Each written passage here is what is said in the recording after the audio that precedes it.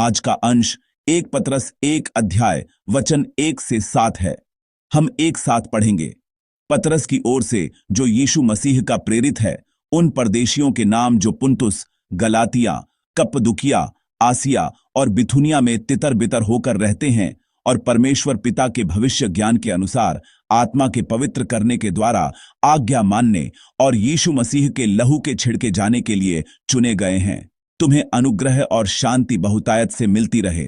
हमारे प्रभु यीशु मसीह के परमेश्वर और पिता का धन्यवाद हो, जिसने यीशु मसीह के मरे हुओं में से जी उठने के द्वारा अपनी बड़ी दया से हमें जीवित आशा के लिए नया जन्म दिया, अर्थात एक अविनाशी और निर्मल और अजर मीरास के लिए जो तुम्हारे लिए स्वर्ग में रखी है, जिनकी रक्षा परमेश्वर की सामर्थ्य से विश्वास के द्वारा उस उद्धार के लिए जो आने वाले समय में प्रकट होने वाली है की जाती है। इस कारण तुम मगन होते हो।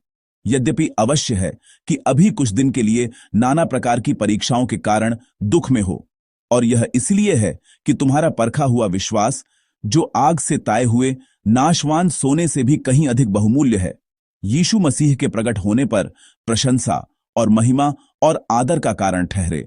आमीन। आज हमने साथ मिलकर 1 पतरस की जो वाणी पढ़ी, वह ऐसी पुस्तक है जिसे आशा का पत्र कहा जाता है। 1 पतरस को आशा का पत्र कहा जाता है।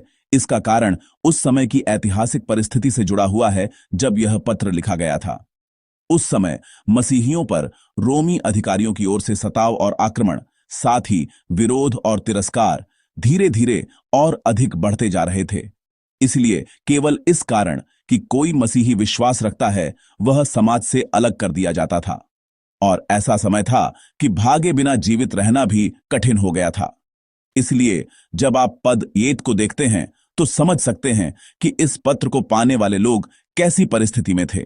वह कहता है, पुन्तुस, गलातिया, कप्पदुकिया, आसिया और बिथुनिया में तितर बितर होकर रहने वाले परदेशी, वे अपना वह घर और अपना वह जन्मस्थान छोड़कर जहां वे जीवन भर रहे थे, आसिया के कई क्षेत्रों में तितर बितर हो गए थे। इस प्रकार अब वचन हमें वे परिस्थितियां दिखा रहा है जिनमें उन्हें परदेशियों का जीवन जीना पड़ा। केवल परदेशी शब्द की छवि को सोचें तो भी हम काफी समझ सकते हैं कि उस समय के मसीही कैसे जीवन से गुजरे होंगे। परदेशी का अर्थ है वह व्यक्ति जो अपना घर छोड़कर लंबे समय तक बिना निश्चित ठिकाने के भटकता रहता है। केवल यीशु पर विश्वास करने के कारण उन्होंने ऐसा परदेशी जीवन जिया। आइए एक बार कल्पना करें, केवल इस कारण कि हम यीशु पर विश्वास करते हैं, हमें वह घर जहां हम रहते हैं, अपना परिवार, अपना काम और जीवन भर संजोई हुई संपत्ति और आधार सब छोड़कर परदेशी बनना पड़े। इसकी कल्पना कीजिए। क्या आप इसकी कल्पना कर सकते हैं? यह इतना घुटन भरा और कठिन है कि इसकी कल्पना करना भी मन नहीं चाहता। यदि हमारे आसपास कोई ऐसा व्यक्ति हो जो इसी प्रकार की पीड़ा से गुजर रहा हो, तो हम किन शब्दों से उसे सांत्वना दे सकेंगे? क्या हम कह सकेंगे, सब ठीक होगा, परमेश्वर साथ होंगे, मैं प्रार्थना करूंगा, परमेश्वर तुम्हें फिर से खड़ा करेंगे, वे तुम्हें अवश्य लौटा लाएंगे? क्या ऐसे शब्दों से हम उन्हें सांत्वना दे सकेंगे? अब हम अपनी जगह बदलकर सोचें। मान लीजिए कि हम स्वयं ऐसी पीड़ा का सामना कर रहे हैं, तब क्या ये पहले कहे गए शब्द आपके लिए सांत्वना और आशा बनेंगे? सच तो यह है कि उस समय के विश्वासियों के सामने जो ऐतिहासिक परिस्थिति थी, वह इतनी अंधेरी थी कि अस्पष्ट अपेक्षा और आशा रखना भी कठिन था। शायद उन्हें आशा दिखाई नहीं देती थी। कब तक सहना होगा, कब तक धीरज रखना होगा? वे आगे यह नहीं देख पाते थे कि परमेश्वर कब उन्हें फिर से खड़ा करेंगे और सहायता करेंगे। दिन ब दिन रोम की कठोरता और बढ़ती गई। रोम के कमजोर होने का कोई संकेत दिखाई नहीं देता था। अनेक साथी मसीही विश्वास की रक्षा करते हुए इसी तरह मरते गए। वे सिंहों का भोजन बनकर मरे, आग में जलाकर मारे गए, भागते भागते मरे। ऐसे हालात में आखिर क्या अपेक्षा की जा सकती थी और कैसी आशा रखी जा सकती थी? प्रेरित पतरस ऐसी परिस्थिति में तितर बितर हुए विश्वासियों को पत्र के रूप में समझा और ढाढ़स देता है। पद 2 में वह कहता है, चुने गए हैं।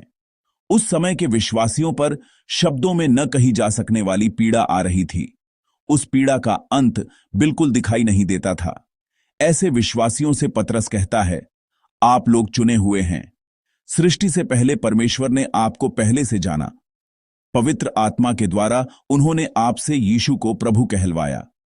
मसीह के बहुमूल्य लहू से शुद्ध किए गए आप लोग भले ही अभी पीड़ा के बीच हैं और इतने कठिन समय से गुजर रहे हैं कि नहीं जानते यह पीड़ा कब समाप्त होगी, फिर भी आप परमेश्वर के चुने हुए लोग हैं। परमेश्वर ने आपको छोड़ा नहीं है। पतरस यही बात कहकर उन्हें संभाल रहा है। इसके बाद पतरस की विनती को देखें तो पद 3 में वह कहता है, परमेश्वर का धन्यवाद हो। संकट और सताव के बीच पतरस कहता है कि परमेश्वर की स्तुति करें। वह इसका कारण पद 3 के अंतिम भाग में बताता है। वह कहता है कि मृतकों में से जी उठे यीशु हमारे लिए जीवित आशा बन गए हैं, इसलिए हम स्तुति कर सकते हैं। पतरस अस्पष्ट शब्दों से सांत्वना नहीं देता। वह ऐसी झूठी आशा नहीं देता जो केवल अपेक्षा जगाकर मन को और पीड़ा दे। पतरस स्वयं भी उस समय कष्ट में परदेशी जीवन जी रहा था। फिर भी वह दूसरे परदेशी बने विश्वासियों को सांत्वना दे सकता था, क्योंकि उनके पास निश्चित आशा थी।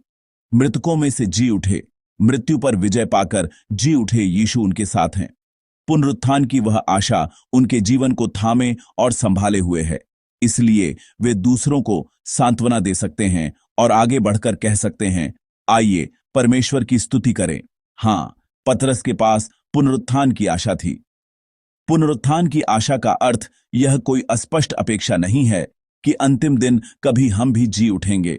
पतरस के लिए पुनरुत्थान की आशा ऐसी चीज नहीं थी जो उसे वर्तमान पीड़ा, सताव, संकट और इस निराशाजनक वास्तविकता के सामने केवल हार मान लेने दे। वह तो इस पीड़ा भरी वास्तविकता पर विजय पाने की वास्तविक शक्ति थी। यही पुनरुत्थान की आशा है। सचमुच पीड़ा के बीच विश्वास रखना और आशा पकड़े रहना बहुत कठिन बात है, क्योंकि हर व्यक्ति को अपनी पीड़ा बहुत बड़ी, बहुत अधिक बड़ी महसूस होती है। और उस समय के विश्वासियों ने जो पीड़ा झेली वह सचमुच अंतहीन और कभी न बदलने वाली पीड़ा जैसी लगी होगी। फिर भी विश्वास रखना, आशा रखना शायद लगभग असंभव जैसा लगा होगा। लेकिन प्रियजनों, फिर भी पुनरुत्थान की आशा में ऐसी सामर्थ्य है जो हमें हर निराशा और हताशा पर विजय दिलाती है। यही पुनरुत्थान का स्वभाव है। पुनरुत्थान क्या है? पुनरुत्थान का अर्थ है मृत्यु पर विजय पाना, मृत्यु को जीतकर फिर से जीवित होना। किसी मनुष्य का मरकर फिर जीवित होना हमारे सामान्य ज्ञान से बाहर की बात है। यह ऐसी बात है जिसे हम समझ नहीं सकते। यह मनुष्य का काम नहीं है। यीशु का पुनरुत्थान ठीक ऐसा ही था। इसीलिए यीशु का पुनरुत्थान हमारे सामने आई हुई मृत्यु जैसी अंधेरी वास्तविकता और निराशाजनक परिस्थिति पर भी विजय पाने की शक्ति और सामर्थ्य बनता है।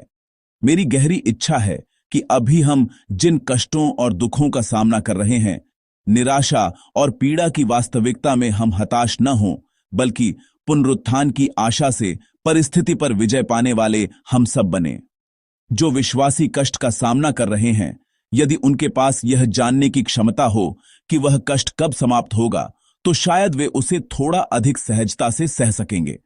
जैसे सैनिक अपने सेवा काल में यह जानते हैं कि छुट्टी या मुक्त होने का दिन आएगा, इसलिए उन्हें थोड़ा और सहने की शक्ति मिलती है। कष्ट का समय भी ऐसा ही होगा। यदि निश्चित समय बीतने पर कष्ट समाप्त होगा, इसका विश्वास और भरोसा हो, तो हम किसी न किसी तरह टिके रहेंगे। पर समस्या यह है कि भले ही हम चाहें कि कष्ट जल्दी समाप्त हो, कई बार उसका अंत सचमुच दिखाई नहीं देता। यहां तक कि वह हमारे मरने तक भी समाप्त न हो, यह भी हो सकता है। हम उस समय को जान नहीं सकते। पद 4 में पतरस बताता है कि पुनरुत्थान की आशा से मिलने वाला परिणाम क्या है। वह कहता है, एक अविनाशी और निर्मल और अजर मीरास के लिए जो तुम्हारे लिए स्वर्ग में रखी है। यदि इस पृथ्वी पर हमारे जीवन के दिनों में वह कष्ट समाप्त हो जाए, तो यह हमारे लिए बहुत धन्यवाद की बात होगी। लेकिन ऐसा न भी हो सकता है और मृत्यु के साथ ही उसका अंत हो सकता है। धीरज का जो फल हमें मिलेगा, अर्थात परमेश्वर के राज्य की मीरास, वह इस पृथ्वी पर नहीं बल्कि उस अनंत परमेश्वर के राज्य में रखी है। यदि हम इस वचन की स्थिति को थोड़ा और सोचें, तो रोम के लगातार सताव में विश्वास की रक्षा करते हुए कितने लोग ऐसे रहे होंगे जिनका जीवन कहने को अच्छी तरह चल पड़ा? शायद बहुत कम। अधिकांश लोग विश्वास की रक्षा करते हुए मर गए। उन्होंने इस जीवन में धीरज का फल या प्रार्थना का उत्तर नहीं पाया। यह तथ्य हमारे लिए और बड़ा निराशा और टूटन का कारण बन सकता है। यदि मैं कह सकूं, अभी जो कष्ट हम झेल रहे हैं वह शीघ्र समाप्त होगा, हिम्मत रखिए, तो कितना अच्छा होगा। पर वचन ऐसा नहीं कहता। वह कहता है कि शायद यह पृथ्वी पर नहीं बल्कि मृत्यु के बाद मिलेगा। वह कहता है कि जो सच्ची मीरास हमें मिलेगी वह परमेश्वर के राज्य में रखी है। यह तथ्य कि हम नहीं जानते कष्ट कब समाप्त होगा हम सबके लिए निराशा का कारण हो सकता है। लेकिन प्रियजनों, हमारे लिए यह अज्ञात समय हो सकता है, ऐसा दुखद समय जिसका अंत हमें नहीं पता। फिर भी अनंत परमेश्वर के दृष्टिकोण से देखें तो यह केवल थोड़ी देर है। यह सचमुच थोड़ी देर है। पद 6 में ऐसा कहा गया है, इस कारण तुम मग्न होते हो, यद्यपि अवश्य है कि अभी कुछ दिन के लिए नाना प्रकार की परीक्षाओं के कारण दू आंख में हो।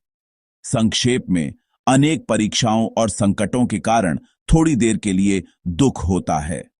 बात थोड़ी देर की है। जो कष्ट का समय हम झेलते हैं उसे अनंतता के भीतर परमेश्वर के दृष्टिकोण से देखें तो वह थोड़ी देर से अधिक नहीं है। इसके विपरीत परमेश्वर के राज्य में जो महिमा हम पाएंगे वह अनंत है, वह अनंत है। इसलिए कष्ट के बीच भी हम बड़े आनंद से आनंदित हो सकते हैं और स्तुति कर सकते हैं। पद 7 कहता है, तुम्हारा परखा हुआ विश्वास जो आग से ताए हुए नाशवान सोने से भी कहीं अधिक बहुमूल्य है, यीशु मसीह के प्रकट होने पर प्रशंसा और महिमा और आदर का कारण ठहरे। परमेश्वर उस आग जैसी परीक्षा और संकट में जिसे हम थोड़ी देर के लिए झेलते हैं हमारे विश्वास को तपाते हैं। पर हमारा विश्वास उस आग के कारण, उस अग्नि परीक्षा के बीच मिट नहीं जाता। वह और दृढ़ हो जाता है। वह और दृढ़ होकर प्रभु के फिर आने पर बड़े विश्वास और अधिक तपे हुए विश्वास के रूप में प्रशंसा, महिमा और आदर प्राप्त करवाता है। हम जिस परीक्षा के समय से गुजर रहे हैं वह अग्नि परीक्षा की तरह सहना कठिन हो सकता है, कठिन हो सकता है।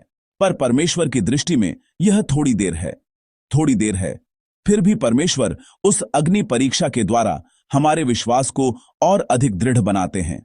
इसके द्वारा अंतिम दिन हमें परमेश्वर के सामने प्रशंसा, महिमा और आदर दिलाते हैं। वह महिमा थोड़ी देर की नहीं बल्कि अनंत तक बनी रहने वाली महिमा और आनंद है। मेरी हार्दिक विनती है कि हम परमेश्वर के राज्य में परमेश्वर के साथ मिलने वाले उस अनंत स्वर्गीय भोज, उस महिमा और आनंद को चाहें और इस थोड़ी देर की परीक्षा और संकट को सहने वाले हम सब बने। हमारे सामने आया हुआ कष्ट यदि एक ही दिन में आनंद में बदल जाए तो वह भी बहुत बड़ी आशीष है। पर उससे भी बड़ी आशीष यह है कि अग्नि परीक्षा में तपे हुए उस विश्वास के द्वारा परमेश्वर को महिमा दी जाए। मैं विश्वास करता हूं कि यही बड़ी आशीष है और यही स्वर्ग की वह मीरास है जो कभी नष्ट नहीं होती।